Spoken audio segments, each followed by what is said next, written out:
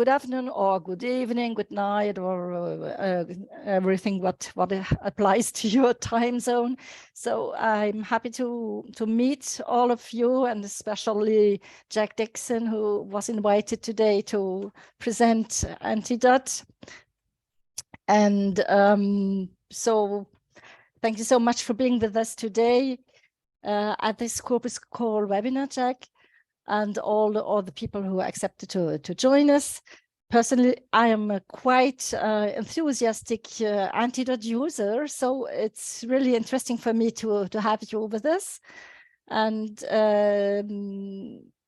you know that our audience is interested in use of corpora for language learning, for lexicographical questions or other questions. And I think that it's a great opportunity to see what sort of tools have in their background corpus data, even if we don't perhaps not speak in details about corpora, but to see what can we get with such sort of data is very interesting for me. I know that Antidote is possible with English, French, or Spanish, and I am sad that it's not possible for German because I'm specializing in German, but who knows, one day perhaps. So before you start your talk, Jack, could you please introduce yourself to the audience? Yeah. Absolutely, yeah. So I just wanted to add a correction. Sadly, Antidote is not available in Spanish. But it is available. It was planned some years ago, I think, is it? So did they not to my knowledge, not to my knowledge. Somebody told it to me, but it's existed in French for a number of years, and we only got around to releasing the English edition of Antidote in 2015. So kind of when you add a language to Antidote, there's really a lot of work that goes behind it. So I think so far we haven't gotten around to any language other than English or French. Sadly. Yeah, so yeah, thanks for having me. Thank you for the invitation, Eva. Yeah, so I'm Jack Dixon, and I work at Druid Informatique. We make Antidote, which is a writing assistance application available for both French and English. And I am head of English computational linguistics at Druid. So that means that most of what I do is actually working on the English corrector, the spelling and grammar checker at Druid. Okay. Perhaps could you tell us where the Antidote team is located? In which country or town or? Yes, so we're located in Montreal, in Quebec, Canada.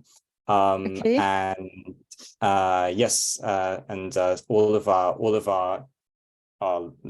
we're only located in Montreal. The entire company is based in Montreal. And Antidote, as I just mentioned, Antidote is a product that was made initially for French. So there's a lot of concern in Quebec about the protection of the French language. And so Antidote was a very useful tool for that. So we're based in Quebec, and yeah, we've developed, I guess, quite a reputation in Quebec and a little bit around the French-speaking world too. Okay, great. So perhaps you can start your presentation now if you wish so. And we will collect the questions during your talk. If people want to put the questions in the chat part, Joyce will have a look at it, and me also, perhaps more Joyce than me. I hope so. And then afterwards we will let you switch on your microphones, participants, to speak directly with Jack if you wish so. So the floor is yours, Jack. Okay, great. Thank you. I'm going to just hit play and share my screen. Can everyone see the presentation? Great for me. Okay, great. Yeah, well, as I just said, I'm head of computational linguistics at Druid, and our flagship product is Antidote, An Antidote is a writing assistance application for French and English. And so today I'm going to give a quick overview, first of all, of what Antidote is, for those of you who don't know. I'm going to talk a bit about how we use corpus-based tools in our product, and I'm going to try and make the link there with some of those corpus-based tools and how they could be useful for learners of either French or English. Antidote is a writing assistance application. That means that its overall aim is to assist users in all aspects of their writing, whether they're French native speakers or English native speakers or speakers of French or English as a second language. And the application is essentially divided into 3 resources. So we have a dictionary, we have dictionaries, we have a corrector, and we have a set of usage language guides. Antidote was one of the first products of its kind. It's existed in French since 1996 and built a large user base in Quebec. This is where we're based, and it's also well known in France and other parts of the French-speaking world. An English edition of Antidote was first released in 2015, and a large proportion of our users are still based in the French-speaking world, meaning that many of Antidote's users are still non-native speakers of English or learners of English. So let's have a quick overview of the application here. This is the corrector. So the corrector detects spelling, grammar, and typography errors. And it's also able to highlight style issues.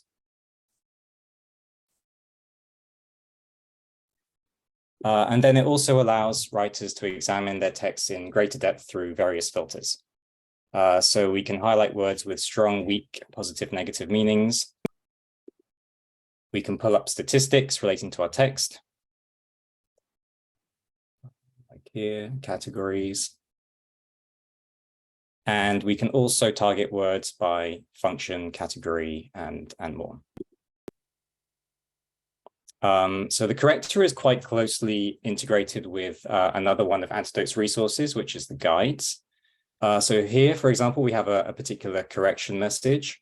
It's a message about the wrong usage of the wrong there. If I click on this message in Antidote, I'm able to jump straight to a guide article dealing with the subject of whatever correction has just been made. And so the aim of the guides in Antidote is really to cover more or less everything someone would need to know to help them write a good text, and it's aimed at people of all abilities, whether their native language is English or French or something else. Okay, let's move on to the dictionaries now. So this is the dictionary, the first page of the dictionaries, which is the definitions. Each definition comes with its own examples, which we see here, as well as translations specific to each definition. And then the definitions dictionary is accompanied by 9 other dictionaries, which we see here. So the synonyms, the antonyms, combinations, semantic field, family, conjugations, rhymes, quotations, and history. So I'm going to talk a bit about some of the corpus-based tools that are in our dictionary. So we have the combinations, which I'm going to come back to in just a minute. We have semantic fields. So the semantic field dictionary basically shows words that frequently appear in the vicinity of our dictionary headword. And we have quotations, which are quotations taken from various sources. So yeah, all of these resources are corpus-based. They use the same corpus.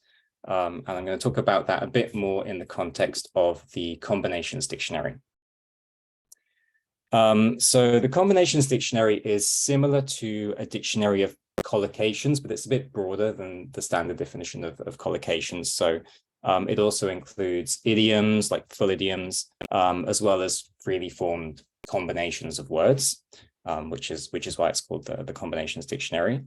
And so the current edition of Antidote contains about 1 million combinations in English. And that it's created from a corpus of about 8 billion words, or 390 million sentences. So this corpus was analyzed using Antidote's corrector. So the same technology behind Antidote's spelling and grammar checker analyzed all of the contents of this corpus. And then the combinations were extracted from that analysis. You'll see too that the combinations are grouped according to their relation. So with adjective, direct object, etc. And those relations are basically provided using the syntactic analysis of Antidote's corrector. But at the same time, every combination was also validated manually by our linguists. So we had to do that in part to ensure that the parsing from Antidote's corrector was accurate. And so linguists were manually able to adjust anything that was wrongly parsed. And they were also able to reject combinations entirely. So that could have been also as a result of some kind of problem with the parsing, the analysis. They might also want to reject a combination if it's incomplete, uninteresting, or if it contains something inappropriate.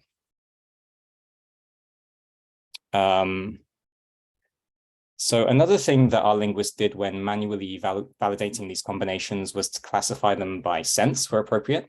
So here we can see combinations grouped under the two main senses of the word animation, indicated here with the green titles. And so the combinations are accompanied by information on the strength of the combination. And so that's calculated according to a few different measures, including frequency of the combination, as well as the relative frequency of each word in the combination. And each combination also features some example quotations for some more context. You'll see too that users of the bilingual edition of Antidote have access to translations for every combination. So that, of course, is quite useful for translators as well as second language speakers of French or English. But aside from that, oops, sorry.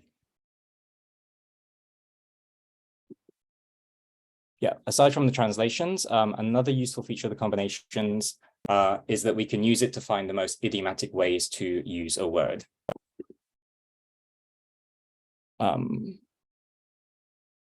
Okay, so, and yeah, in Antidote, we can actually integrate this directly into the text correction process. So we can integrate that with the corrector.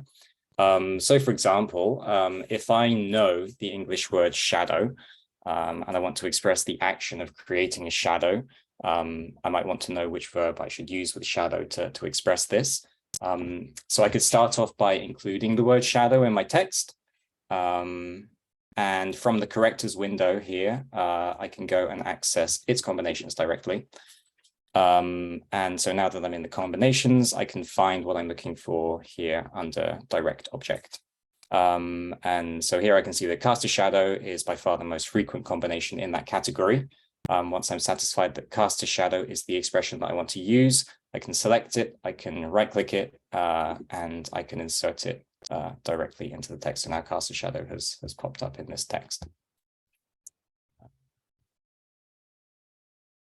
Okay, and there's another kind of layer to this in Antidote's combinations dictionary, and that's what we call the cross combinations. So right now we're looking at the combinations of one word, but we are able to add another word into the mix here. So for example, I can cross the combinations of the word shadow with those of the word light. And now I can see all of the combinations that these two words have in common with each other.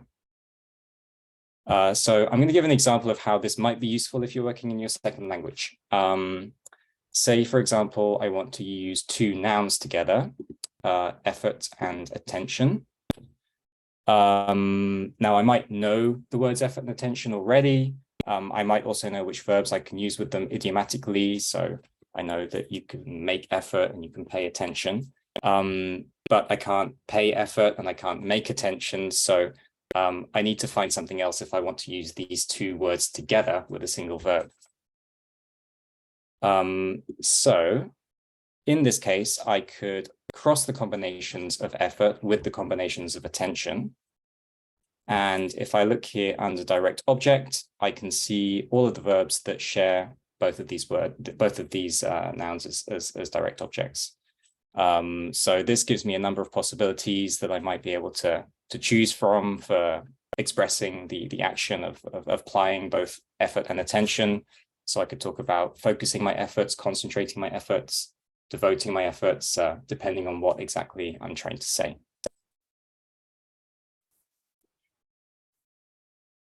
So these are just a couple of ways that corpus-based tools in Antidote can help learners of either French or English. Antidote's not an exclusively corpus-based tool at all. The different features in Antidote make use of a variety of different resources and techniques. So we have various NLP techniques in the corrector, plenty of research and content creation from our linguists went into the creation of the dictionaries and the guides. But yeah, corpus data is kind of an essential part of the application, all the same. I've talked a bit about the combinations dictionary, but we also have the quotations and the semantic fields. And we also calculate word frequency in the dictionaries using corpus data. We also use corpus data to find new words to add to our dictionaries and to calculate the proximity of different synonyms so that we can sort synonyms by relevance. We also use corpus data in the development of the corrector. So just to give a couple of examples of this, the corrector might consult combinations or semantic fields to determine whether it should make a particular correction. And then when we're working in the corrector's linguistic code, we might verify the impact of a particular change that we make to that code on a set of annotated corpus data. And then we might also use it in the linguistic code of the corrector to try and figure out whether particular constructions make sense or whether they're commonly used, whether it's worth kind of adding a correction that targets a particular error or construction. So yeah, I think that's basically what I had to say about the use of corpus data in Antidote. So any questions that you have, I'm happy to answer them. I also have a copy of Antidote open with me. So if you wanted to see anything in particular in the application, we can take a look at that together.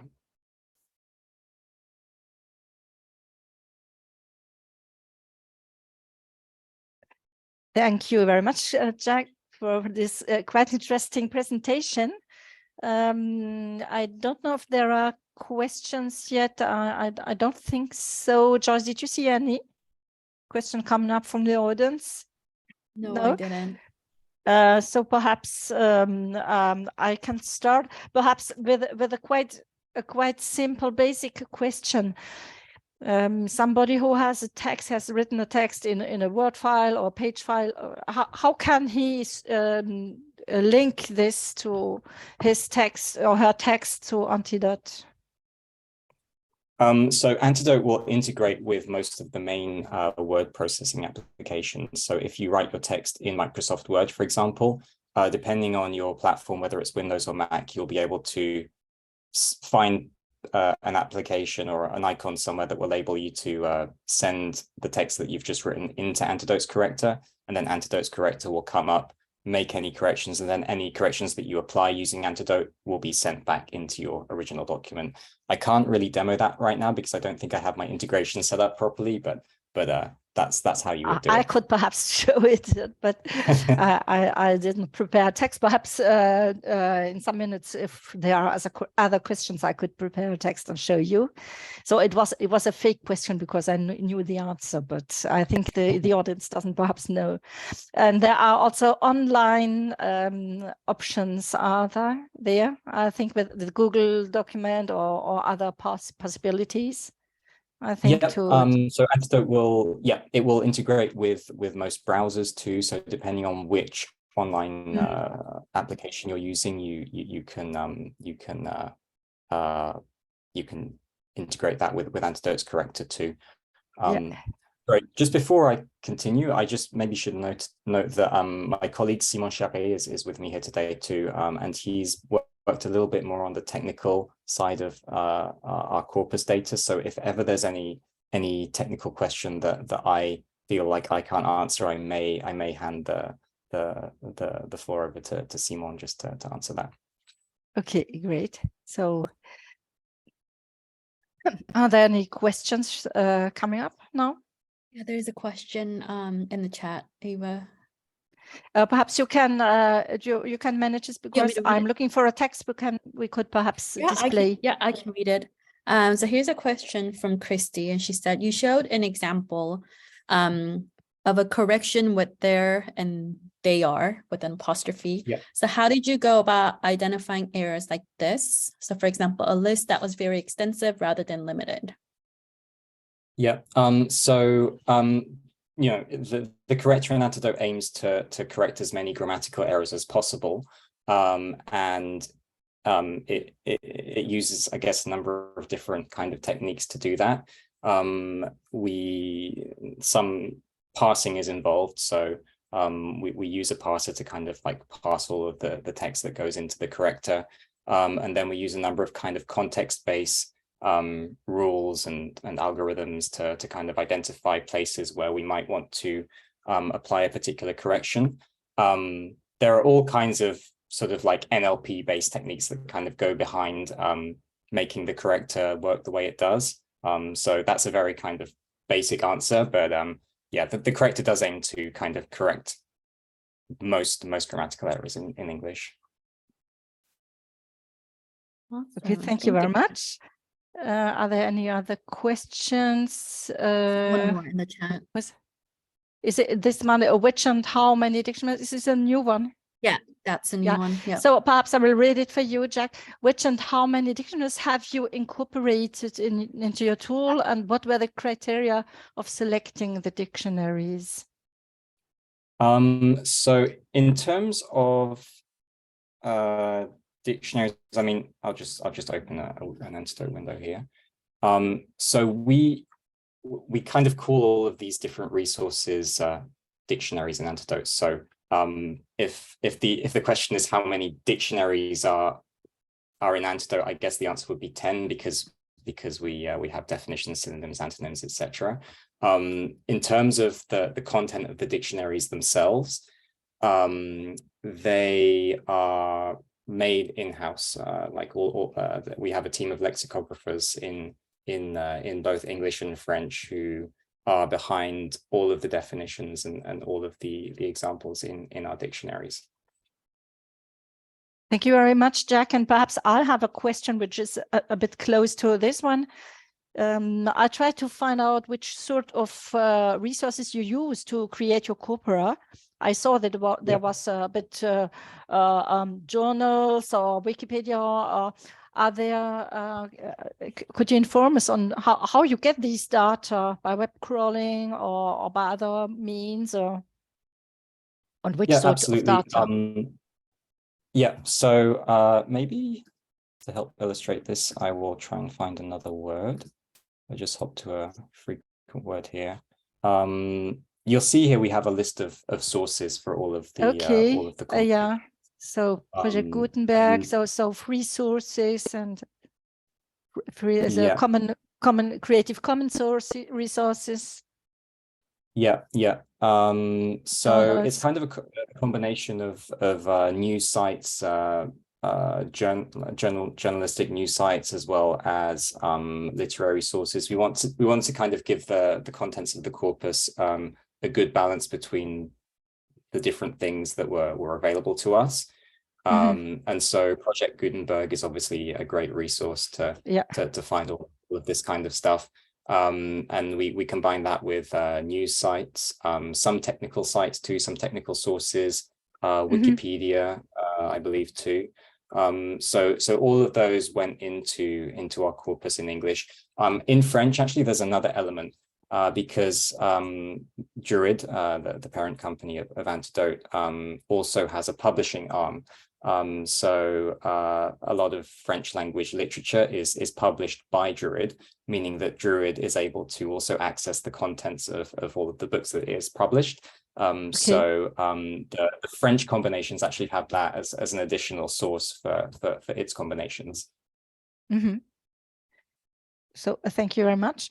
And there is a question, but perhaps do you want to switch on your mic? Zara, who asked the last question, or do you want me to read it out? So she doesn't, or he doesn't say anything. So I will read it out.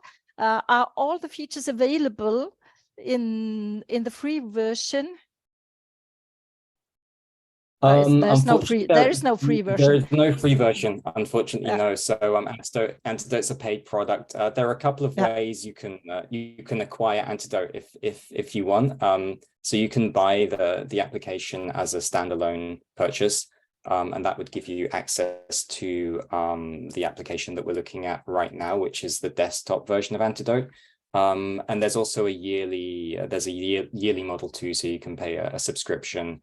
And that would give you access to this as well as to Antidote Web. So there's an online version of the corrector and all of these resources too. So you'd also have access to that through the subscription model. But no, sadly, there's no free version of Antidote. I think it's worth its money, and it's not very expensive, I find. So yeah. I think we buy a lot of things, useless things, and buy once in your life for Antidote. It's really worth its money, in my opinion. I'm glad you think so, Evan. And I will say that on our end, there really is a lot of work that goes in to Antidote behind the scenes. It's not. It's not just quality and no publicity, and there are reasons to make us pay certain things. So I think it's okay, but perhaps absolutely not for everybody. But are there any more questions?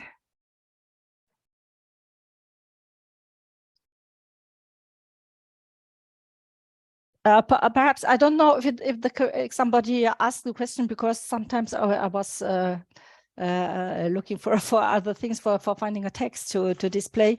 But did you speak about the way you tagged or annotated the data? Because I saw that there are parts of speech displayed and things like this. You talked about parsing. Are there tools you can perhaps mention, or have your colleague mentioned for us? How do you treat this data to connect it with the tags like parts of speech or other tags? Yeah, sure. Yeah, so the corpus data is annotated in the sense that it was parsed and processed by the same technology that goes into the corrector of Antidote. So we essentially plugged. Is it a private one? Is it a tool you developed, or is it a tool others also developed? Your own tool. It's essentially our corrector. So thank you. All of the corpus data was kind of analyzed by our corrector, and that's kind of initially how we got these relations which we see here. Yeah, as I said, that's kind of a preliminary treatment of the data. But after that, each combination was manually validated by the linguists, and it's kind of, it was partly with the aim of making sure that the parsing and the automated treatment from Antidote's corrector was accurate. So yeah, there was an initial automated phase, and then there was a manual phase that went behind that. And the good thing is that you started with French, so that English is not the only way to look at language. You started with French a long time before English, and I think it's interesting to have the two perspectives. I don't know if you understand what I mean, but often English is really dominating the corpus world, and there you started with French, which is not bad. Yeah, absolutely. And I have to say that French was part of Antidote a long time before English was. It's the tools existed in French for a long time, long before a lot of other kind of similar tools came onto the market. dealing primarily with English. Yeah, Antidote has existed since 1996, so it's been a while working with the French language. Thank you, Jack. So there are questions coming up. I hope that I saw them all. Marina, do you want to have me read it out, or do you want to say it yourself? Marina Kogan. I can see the question too if okay, if you want so me to perhaps I will read it so I will have it. So maybe a more general question in connection with my previous one. Why did you develop the dictionaries from scratch rather than integrate somehow available online dictionaries? Yeah, I think there are a few reasons why we decided to make our dictionaries from scratch rather than just integrate something that existed previously. One is about how all of the different resources in Antidote are integrated with one another. So, for example, all of the definitions in Antidote, along with their usage labels and their translations, they all interact with different parts of the software. So, for example, the usage label that we see here in the first definition of the word nominal will also be used by the corrector, perhaps, to create an alert indicating that the usage of this particular word is formal. And so, since we're the people who added all of these different pieces of information, everything kind of integrates with everything else quite well. Also, I mean, I guess one of the reasons too, and this is particularly the case in French, Antidote is kind of seen as a reference, and so the fact that we are able to add our own definitions, make adjustments to our own definitions, add and remove words, it's kind of part of what we do. We have that kind of editorial control on the different types of words that go into the dictionary. And it's kind of something that our customers appreciate too, because if somebody sees something in the dictionary that they think should be added, or something that's wrong, or something that perhaps doesn't reflect what they think a word should be, we're able to kind of engage with customers, make changes where necessary, do all of that kind of thing. So yeah, those are just a few of the reasons I think why the dictionaries are developed in-house. Thank you for your answer. And there is a question, I think perhaps I asked it before, if there are future plans to create versions with other languages, not only English and French. I think you said, yeah, for the moment, there are not, unfortunately. Just to, I guess, to give an idea of the kind of the amount of development that goes behind the adding of a language. It was several years before the English edition of Antidote was actually released to the public. So adding a language really is a very kind of big undertaking, because as we were just saying, all of the linguistic content is created by linguists who work in Druid. The development of the corrector, all of that kind of stuff is all done by us. And so yeah, adding a new language is obviously would be fantastic, but it is also a very big undertaking. So unfortunately, there are no plans to do that for the moment. And even if there will be more possibilities with artificial intelligence, is it the thing you consider also to say, okay, we are really human based, but this aspect can help us and perhaps help us to add other languages quicker than before? Yeah, I mean, it's certainly a possibility. I think that there's nothing, we don't really have any plans of that kind right now, but for sure, as developments in artificial intelligence progress, there may be ways of doing that, of optimizing that for sure. Yeah, we don't have any plans to right now, but we're certainly not ruling it out forever. Perhaps it will be a bit quicker but it's a stage we do not yet know what will happen in this domain. So let's just wait and see. So there are this is a bit the same question: how many years, how many people, language specialists, were involved in verifying the parsing and data generated by algorithms? It sounds like a lot of work. I think you answered a bit, but perhaps if you wish to add something. Yeah, it was a lot of work, that I can confirm. I was involved in doing it, as well as many other people. I don't know exactly in terms of an actual number of hours it took. I don't know if I could tell you straight off. I don't know if Simon, you might be able to share that, or if we can just say it was a lot of work. In terms of years, perhaps, no? Yeah, go on. I think it took about, just to revise all the combinations in English, probably around like 9 months or something like that. For how many people? I think two or three. Yeah, well, the number of people kind of varied according to different times. So I think we were a minimum of 2 people doing it, but we may have been 3 or 4 at the maximum. Yeah, that was like 10 years ago. Yeah, it was a while ago. Yeah.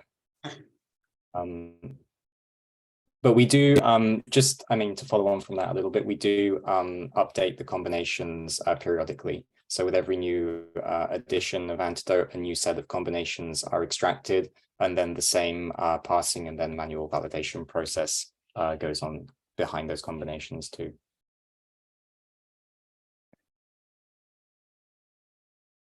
Okay. So everybody is interested in other languages, as you see. Yeah, I can see. Do you want me to have a try? I really did not prepare this text. Perhaps it's really bad or really good. It's a text I wrote some years ago. We could try to see how it works as a user at the user side. Do you want me to show you that right now? Or sure, that would be great. We can try.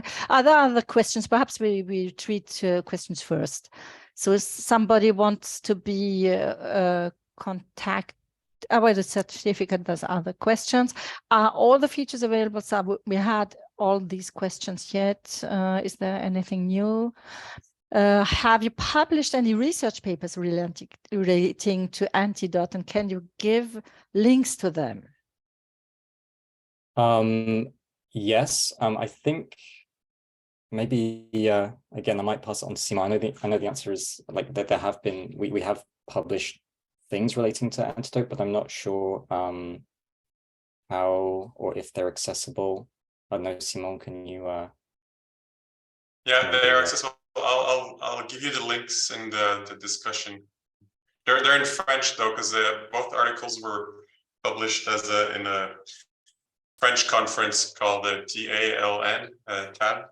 So and they're quite old. They're from 2020 to 2007 and 2010. Well, I'll give you the links. Thanks, Simon. Okay, so I try to add some errors in my text, and then we can try.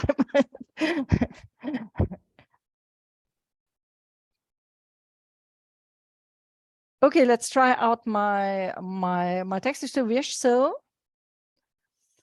I will perhaps if you can stop sharing your screen, Jack, and I will share mine. Okay, I don't think Jack's sharing. Yeah, you should be able to share it, I think. Okay, so let's have a look at my text.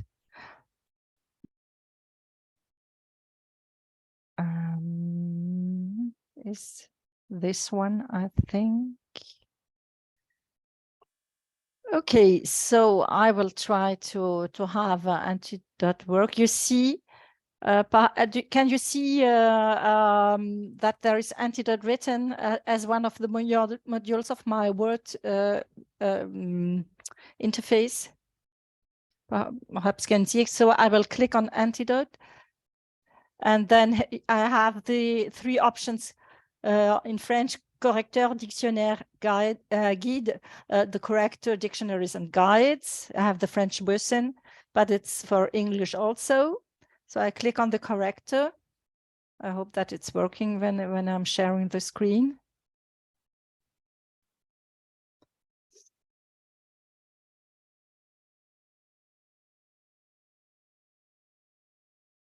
Yes, it is working. I have to push this a little bit. So we see that the error I added on purpose, underlined in red, broad. They suggest me the right spelling, broad, so I correct it. Access the same. It is unsure, the tool with data and 10, that's a corpus. So I could add it to the dictionary, or I just choose to ignore it here. Conceptualize. They advise me using British spelling. I accept it. And there are also. Sorry, I think we might not. In the screen share, I don't think we're actually seeing Antidote's corrector window. We're just seeing the background window in Microsoft Word. Okay, you can't see what is going on when I switch on. Yeah, I think it's because the corrector of Antidote is in a separate. It opens up in a different window. Okay. And so, but then when you apply your changes, it applies them into the Word document behind. So I think what we saw was mostly just the Word document. Rather than the actual interface of Antidote. Okay, so perhaps I will, if I show it now, can you see the Antidote interface now? Yeah. So that's the part I already corrected. Huh? I don't know why I'm heard twice now. And there's also this part at the left. If you have two spaces instead of one, or not the right, how do you say guillemets in English? I don't know. So yes, you have several options to correct it. So I don't know why we always have parsing. I will. Okay, Farzin, can you stop sharing? Yeah, so it's okay.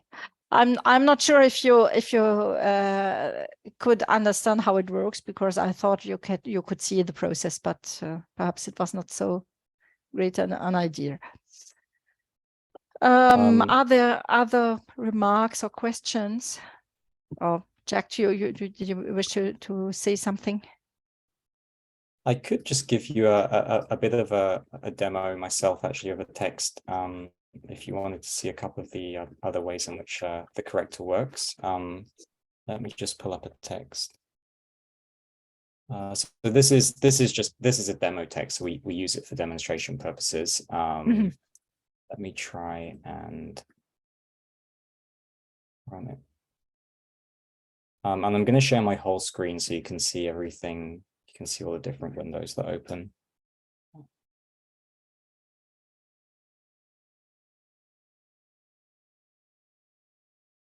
Okay, so what I have now actually is this isn't integrated with any.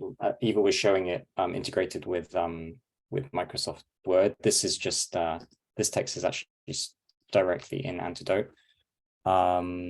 So yeah, we can see the corrections here are divided into three groups. So we have language corrections, which deals with mostly grammar or real errors in the text.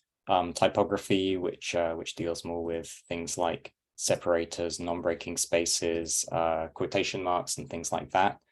And then we also have a number of different revision filters that we can use. So we have style and stuff like that.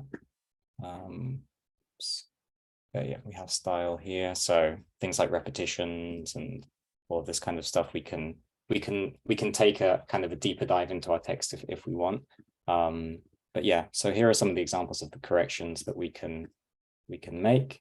And as I said in my presentation, all these corrections are linked to other parts of the application. So here we have a correction that relates to the wrong article, a versus an. And so I can correct this. And if I want to see a bit more information on this particular grammatical phenomenon, I can also click on the little link here, and I'll be able to see a guide article that deals with that particular problem. For spelling corrections and then some other corrections too, we also link to the dictionaries. So for example, here this is a spelling error, so there's no particular kind of grammatical article that we need to really write about a spelling error. So we just go straight to the dictionaries for some of these things too. Yeah, so this is an example of just some of the kind of things that Antidote's corrector will work with. Thank you, Jack. So there's just a remark of Marina again that she said the time span between the publication of research papers and issuing the product is the best evidence of the scale and complexity of the project. So just I wanted to say it for you. And perhaps I don't know if it will be our last question, but perhaps could you talk about further developments of Antidote, if it's allowed to do it? It's perhaps a bit secret, or are there some features you can talk about perhaps right now, or some new features coming? Yeah, so I can't go into a whole lot of detail about the new features that we're working on right now. I will say, maybe I'll just give an example to start with of the kind of things that we typically add with new editions of Antidote. So if I share my screen again, I'll give you an example of something that we added in the last edition of Antidote that came out in 2021. We added this dictionary, the rhyming dictionary, to Antidote. So this was something that we developed in preparation for a new edition. Yeah.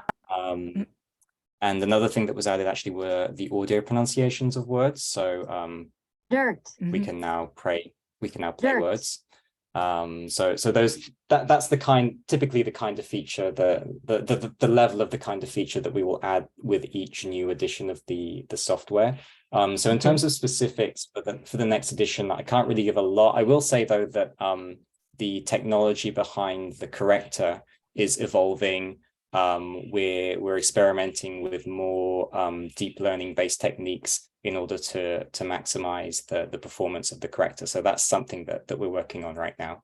But yeah, in terms of more specifics, the next edition of Antidote is due to come out in a couple of years. So we'll be able to give more info at that point. And do you test your tools with classes or university groups, or how do you know if the users are happy with what you're proposing? Yeah. So we always invite feedback from our users. Users of Antidote are able to write to us and create issues if ever they see something that isn't performing as it should in the corrector or the dictionaries. We're always open to that. We do deal with quite a large number of requests relating to the dictionaries from customers, suggestions to add new words or change the contents of a particular definition, things like that. Obviously, they're evaluated on a case-by-case basis, but customers always do have a say in how our product works. But no systematical research and development with larger groups. Perhaps not. Did you never do that? And with Antidote? Yeah, I don't think so. Again, I don't know. Maybe if Simon has any more to say about that. Not to my knowledge, really. But it may be because it's something that isn't really part of my department. So yeah, I'm not totally sure actually. I think it could be very interesting to